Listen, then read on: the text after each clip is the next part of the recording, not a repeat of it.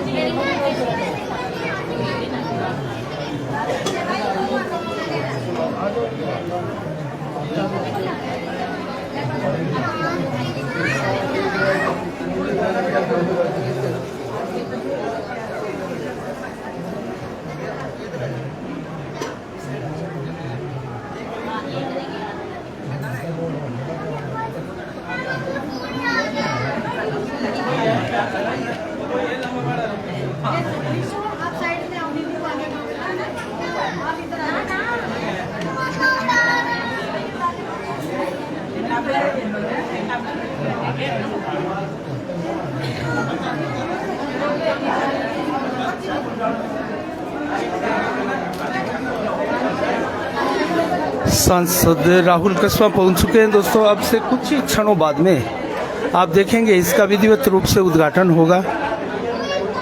Goyal Heights place दोस्तों, ये व्यस्ततम इलाके में यहाँ मांगीलाल जी गोयल के मकान के पास ही बनाया गया है। सांसद राहुल कसवां को साफा पहनाकर स्वागत किया जाएगा। अभी संजीव बेनीवाल को साफा पहनाकर स्वागत किया जा रहा है। विशाल गोयल जो कि पार्षद हैं, मांगीलाल जी गोयल के सुपुत्र हैं।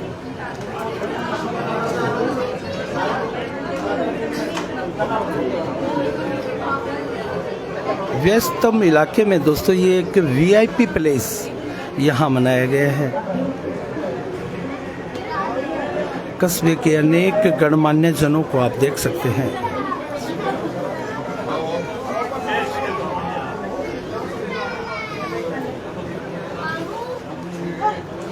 क्योंकि 11 बजे उद्घाटन होना था इस कार्यक्रम का, और कुछ देरी से यहाँ सांसद महोदय पहुँचे हैं। हम बात भी करने का प्रयास करेंगे दोस्तों सांसद से।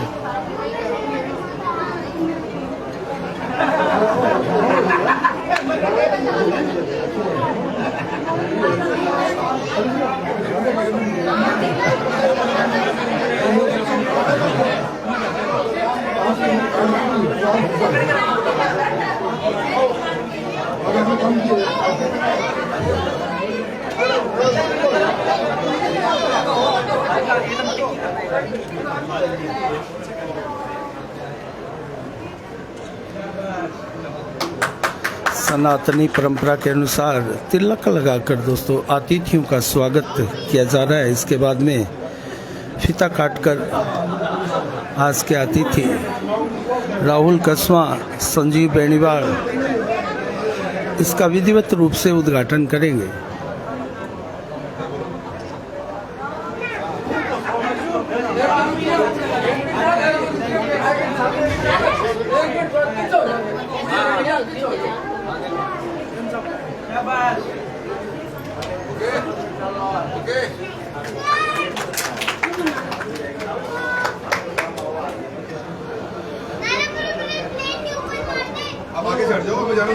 फीता काटकर इसका उद्घाटन किया जा चुका है दोस्तों। यहाँ सांसद कसवां अब इस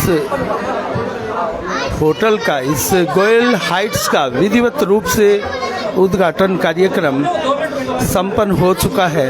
अनेक गणमान्य कस्बे की शख्सियतें यहाँ मौजूद हैं। और वर्तमान में देखा जाए तो दोस्तों राजनीतिक सरगर्मियां भी भादरा में तेजी के साथ बढ़ी है।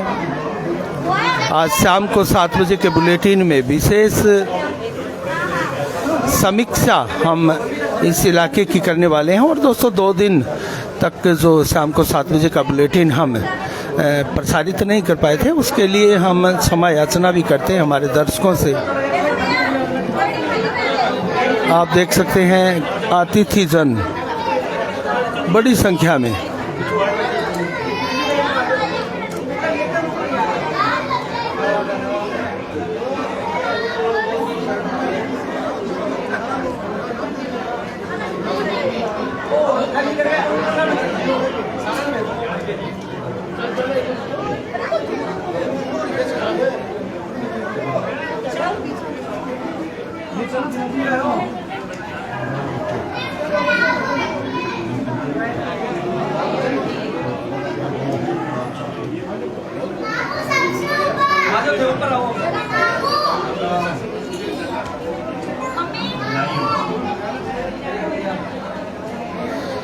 अभी हम भी आपको दोस्तों पूरा ये पैलेस दिखाएंगे, किस प्रकार से इस पैलेस का निर्माण किया गया है और किस उद्देश्य के साथ इसका निर्माण हुआ है। दोस्तों मांगीलाल जी गोयल से भी हम जानेंगे।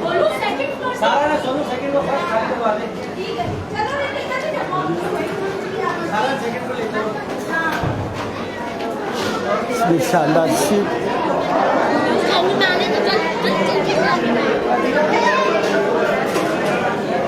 उपलक्ष्य में एक शानदार पार्टी का भी आयोजन दोस्तों किया गया है, आप देख सकते हैं।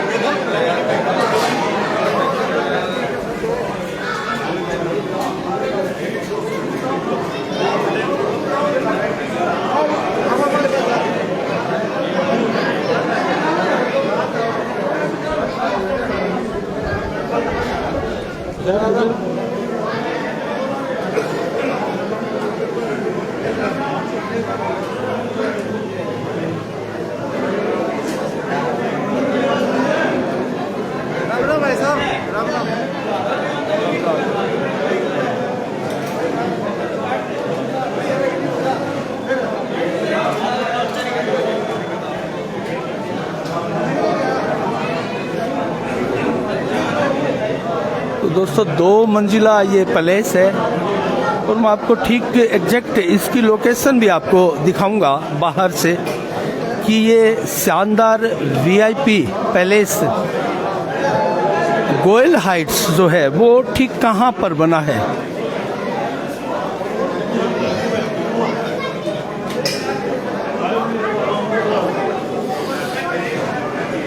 यहाँ लिफ्ट लगी है दोस्तों ऊपर की मंजिल के लिए जाने हेतु, और ये सीढ़ियाँ भी है सामने आप दिखाई दे रहे हैं।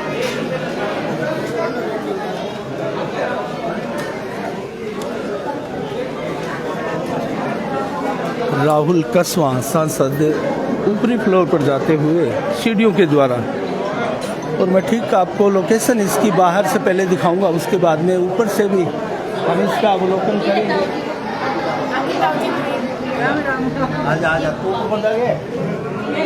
तो दोस्तों ये मैं आपको ठीक इसकी लोकेशन दिखाऊं। तो दोस्तों ये जो गली है बढ़िया मैं आपको दिखाऊं, ये जो पुराना एक प्रकार से ज्ञान सिंह चौधरी का मकान था वही गली है। और दोस्तों यहाँ आप देख सकते हैं सामने यहाँ है मांगीलाल गोयल का मकान, जो कि प्रतिपक्ष के नेता है भारतीय जनता पार्टी नगर पालिका के। और ये जो गली है आगे ज्ञान सिंह जी की कोठी की तरफ जाने वाली ये गली है। और दोस्तों इसी मार्ग पर यहाँ बना है गोयल हाइट्स। अब मैं आपको ऊपरी मंजिल का भी दृश्य आपको दिखाऊंगा।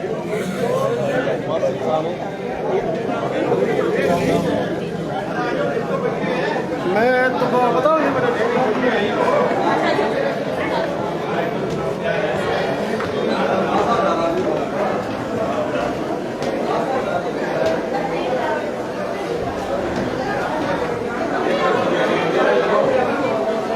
3 मंजिला, ऊपर भी एक फ्लोर दिखाई दे रहा है दोस्तों यहाँ।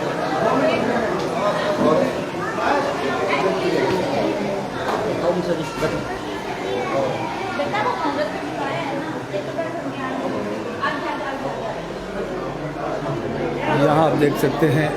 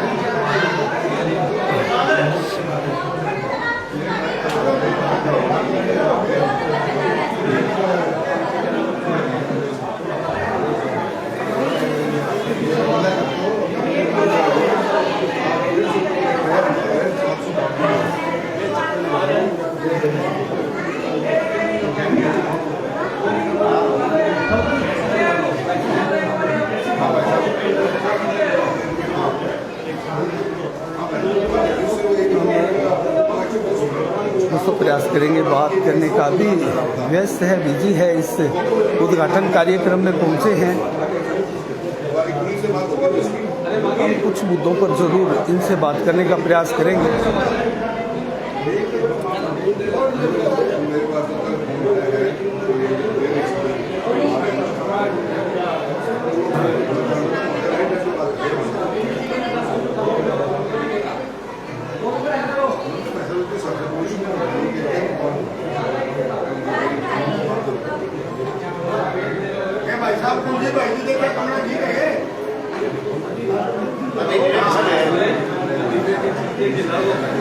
मंजू पुनिया यहाँ विराजमान है, दयानंद खोखेवाला, जगत नाटा भी यहाँ बैठे हैं, संजीव बेनीवाल जी से भी हम बात करेंगे दोस्तों, यहाँ विराजमान है।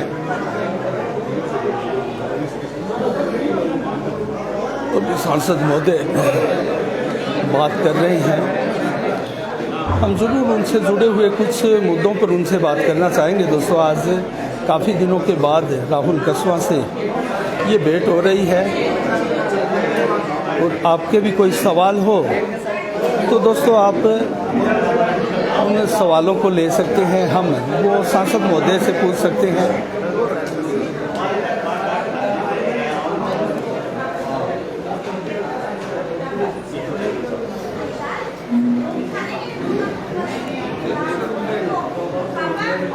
राहुल जी बात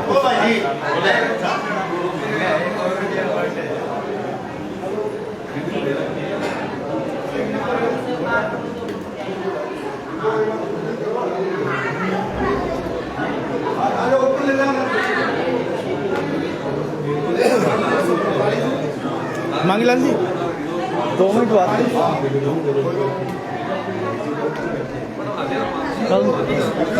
नमस्कार राहुल जी। नमस्कार जी। आपका स्नेह सदैव नौर बादरा की तरफ रहता है, अनेकों कार्यक्रमों में आप आते हैं, आज इस उद्घाटन कार्यक्रम में आए, क्या कहेंगे आप? देखिए जी, हमारे मांगीलाल जी ने बहुत शानदार ये कॉम्प्लेक्स बनाया है, और मुझे आज और हमारे विधायक महोदय संजीव भाई साहब को दोनों को बुलाया, तो हम बहुत खुश हैं। अच्छी मात्रा में काफ़ी पब्लिक आई भी है और बहुत ही बेहतरीन चीज़ बनाई, तो इनको बहुत बहुत बधाई देना चाहते हैं। और समाज के लिए और हमारे शहर के अंदर ऐसी व्यवस्थाओं की बहुत ज़रूरत भी है, और आपने उस ज़रूरत को पूरा करने का काम किया है।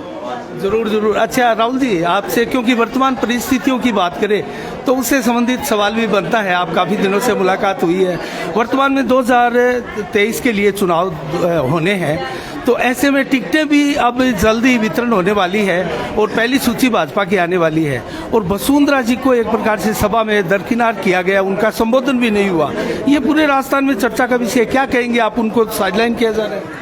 नहीं जी, साइडलाइन का तो सवाल ही पैदा नहीं होता। बहुत बड़ी हमारी नेता है और उनके नेतृत्व में राजस्थान में भाजपा 2 बार आई है, और जनता के बीच में उनका आज भी क्रेज मेंटेन्ड है। वो स्पीच ना देना, एक ना देना, वो एक अलग मुद्दा है, पर मैं नहीं समझता कि उनको दरकिनार करने की कोई व्यवस्था ऐसी हो सकती है क्या। राजस्थान में भाजपा के अंदर आज हमारे शीर्ष नेतृत्व के अंदर उनका गिनती होती है, और हम उम्मीद करते हैं कि जनता के अंदर उनका आज भी जो क्रेज बना हुआ है, उनका पूरा एक्टिव रोल इलेक्शंस में रहेगा।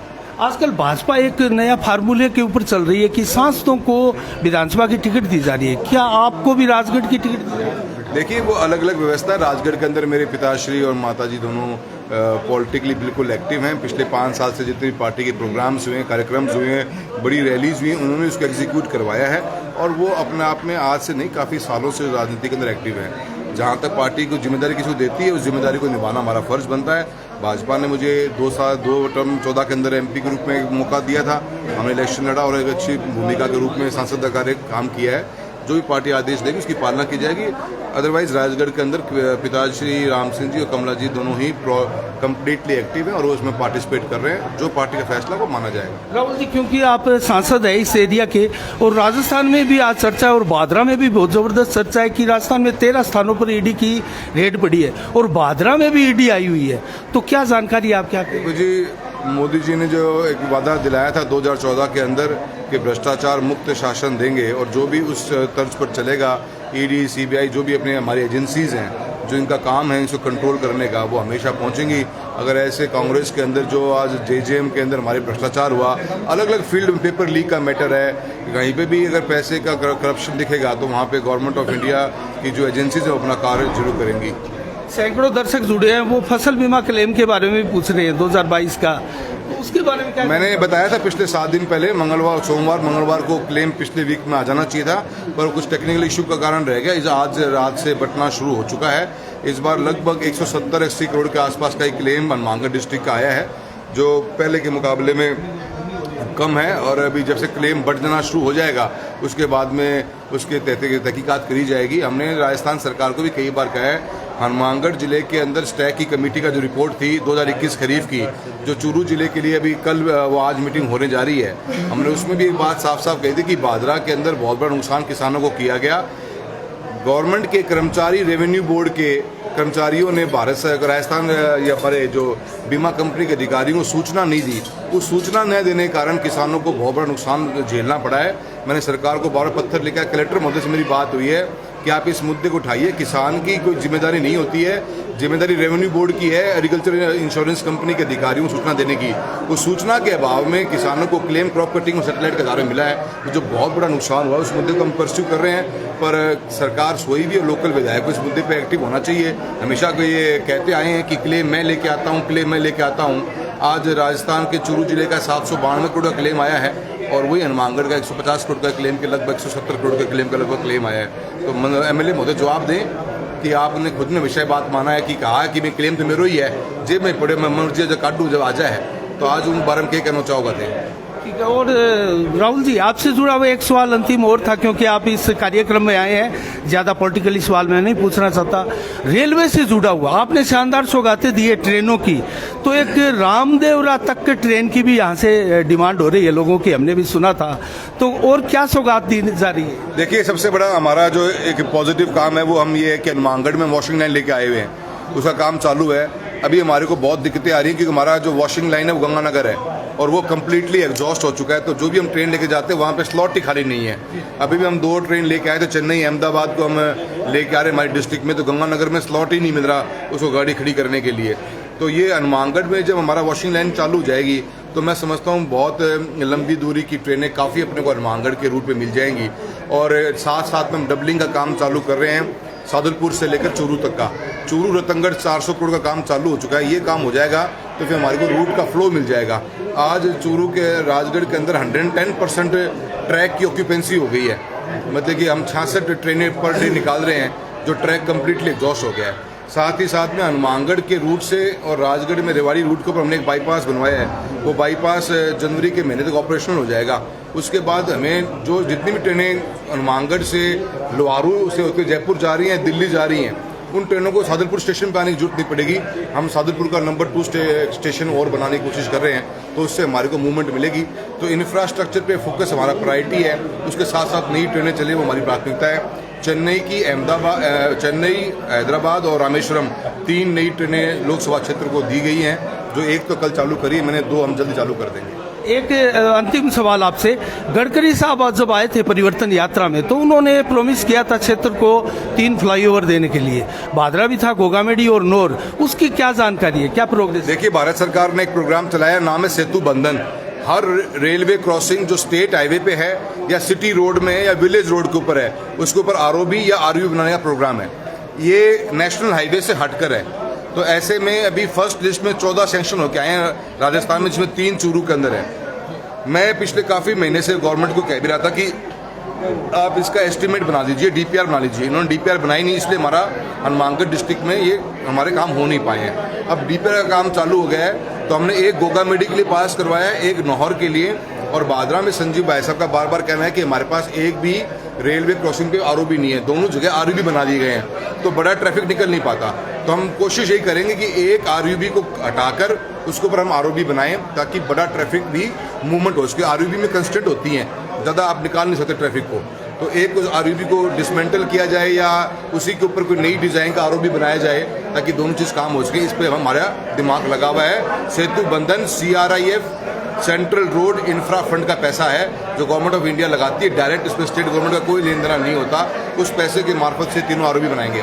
तो जैसा आपने अभी जानकारी दी, अगर ऐसा होता है किसी अंडरपास को समाप्त करके उसकी जगह बनाया जाता है, तो करोड़ों रुपए का जो निवेश खर्च हुआ है वो उसकी जवाबदारी किसकी है? ऐसा नहीं है कि बनाया जाता है। एक भी एंड मैंड क्रॉसिंग कोई भी है, उस क्रॉसिंग के अंदर हम या तो आरओबी बना सकते हैं या आरओबी बना सकते हैं। जब स्टेट गवर्नमेंट ने ये बनाया या रेलवे बना रही थी, तो स्टेट ने इसके ऊपर संज्ञान लिया नहीं होगा। अब आरयूबी बना दिया गया। अब सिटी के अंदर दोनों तरफ आरयूबी हो गए, तो कोई भी बड़ा मूवमेंट ट्रैफिक है तो कैसे बनाओ? तो इसी आरयूबी को यूज करते हुए एक बड़ा आरओबी बन जाए, अगर हो तो। अगर नहीं हो तो ऐसी व्यवस्था नहीं बैठेगी, क्योंकि हाइट बहुत ज़्यादा चली जाएगी। तो अपन इस आरयूबी को डिसमेंटल करके नया आरओबी बना दें, ये ऑप्शन है। ऐसा नहीं कि हमेशा यही करते आए हैं। फ्रेश जगह भी बनाया जा सकता है। फ्रेश जगह हमारे पास बादरा में बची नहीं है। बादरा में 2 ही रोड है, 2 क्रॉसिंग, दोनों के ऊपर आरयूबी बन चुका है। ये बात है। चलो, बहुत बहुत शुभकामनाएं दोस्तों। यहाँ संजीव जी बेनीवाल भी है। हाँ, क्या कहेंगे संजीव जी, इस अवसर पर मांगीलाल जी के नए प्रतिष्ठान का उद्घाटन आज है? आज मांगीलाल जी के नए प्रतिष्ठान गोयल हाइट्स का आज एक तरह से उद्घाटन हुआ है, और इस मौके पर मांगीलाल जी ने हम सब को इकट्ठा किया है। एक तरह से इस कार्यक्रम के माध्यम से सबको मिलने जुलने का भी इन्होंने मौका दिया। तो इस मौके पर मैं आदरणीय मांगीलाल जी को नए प्रतिष्ठान के शुभारंभ के मौके पर मैं मांगीलाल जी को, विशाल जी को, पूरे परिवार को इस मौके पर बहुत बहुत बधाई देता हूँ।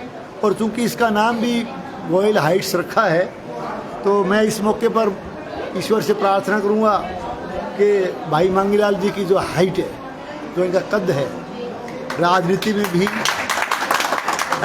व्यावसायिक तौर पर, व्यापार में भी, राजनीति में भी, समाज में भी सदैव इनका हाइट्स, इनके कद हमेशा ऊंचा रहे, ये मैं इस मौके पर भगवान से प्रार्थना करता हूँ। और इस मौके पर चूँकि एक चीज़ और मैं कहना चाहूँगा कि हमारे इलाके में, हमारे बादरा शहर में इस तरह के गेस्ट हाउस की, इस तरह के प्रतिष्ठान की बहुत आवश्यकता थी। छोटे मोटे फंक्शन हमारे शहर में इस तरह से इसमें संपन्न हो जाए तो बहुत ही खूबसूरत और बहुत ही शानदार एक तरह से गोयल हाइट्स के रूप में इन्होंने बना करके तैयार किया है। तो इस मौके पर एक बार फिर से मैं इनको बहुत बहुत बधाई देता हूँ, और सभी कार्यकर्ता साथियों को, हमारे साथी हैं, हमारी मित्र मंडली को भी बहुत बहुत बधाई। चलो, धन्यवाद संजीव जी। इस मौके पर आपको राजनीतिक सवाल पूछकर परेशानी में नहीं डालेंगे। मांगीलाल जी, आपको बहुत बहुत शुभकामनाएं। आपको भी अनिल जी बहुत बहुत धन्यवाद, जो आप हमारे प्रतिष्ठान के आज मुहूर्त पर पधारे हो। इसलिए मैं सभी पत्रकार बंधुओं को, पूरे बादरा तहसील के क्षेत्रवासी के, शहर के